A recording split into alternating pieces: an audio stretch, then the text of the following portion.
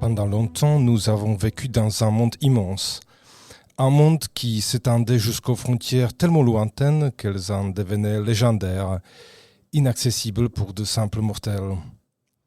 Lorsqu'on se rendait à l'horizon, par exemple, tout de suite, un autre horizon pointait son nez, aussi éloigné que le précédent, voire encore plus. Et au-dessus de tout ça, les cieux, inatteignables depuis toujours pour toujours, prenant des couleurs variables en fonction des humeurs et des caprices des dieux qui momentanément y siégeaient, ou du moins y travaillaient en faisant la pluie et le beau temps, ou en distribuant des châtiments et des augmentations de salaire.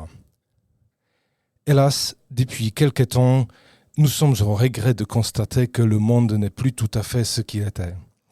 Plus exactement, depuis que nous avons envoyé des machines contenant des spécialistes pour constater ce qu'il y avait à constater à propos des frontières légendaires, depuis que nous avons appris à mesurer les dimensions des différentes espèces d'immensité ici ou là, le sentiment de vertige a cédé la place à une victoire dont on se serait peut-être bien passé. Il s'avère que désormais, nous avons, hélas et faute de mieux, un ciel à portée de main. Il suffit de tendre le bras pour chatouiller les nuages et monter sur un escabeau vous expose aux effets indésirables de la stratosphère. C'est dire à quel point le monde s'est subitement rétréci.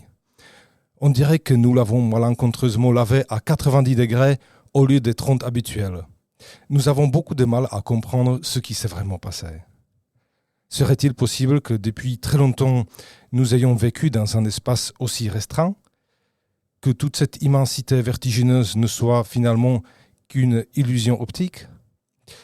Les spécialistes qui se sont aventurés dans le ciel sont revenus formels et dépités. Le monde est finalement beaucoup plus petit que ce que l'on croit. Notre monde est plus petit que ce que nous avons cru. On peut littéralement en toucher les limites. D'ailleurs, on ne s'en prive pas. Il y a nos empreintes de partout.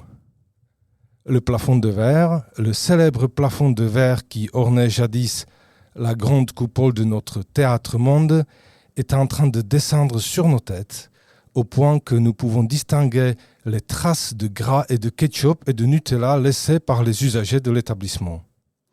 Plus moyen de se débarrasser de nos gaz d'échappement. Plus moyen non plus de se débarrasser de nos ordures. Tout s'entasse un peu partout, les couloirs sont encombrés, c'est à peine si on peut poser un pied devant l'autre pour traverser la pièce. Et vous dites que l'on doit déménager chaque année dans un appartement encore plus petit? Vous avez déjà essayé de pousser les murs planétaires avec vos petits bras? Vous avez vu que tous les jours, ils s'approchent un peu plus les uns des autres? Voilà ce qu'on appelle une situation critique, ou plus exactement, une situation critique de notre zone critique, de notre zone de vie, la seule de l'univers connu à laquelle nous sommes à peu près raisonnablement adaptés. Regardez, elle est vraiment toute petite. Ou alors, c'est nous qui sommes devenus trop grands, trop gourmands. Face à ce ciel qui descend chaque jour un peu plus, il va falloir faire profil bas, apprendre à se faire tout petit, minuscule, infinitésimal. Apprendre à côtoyer tout ce qui nous a jusque-là semblé insignifiant.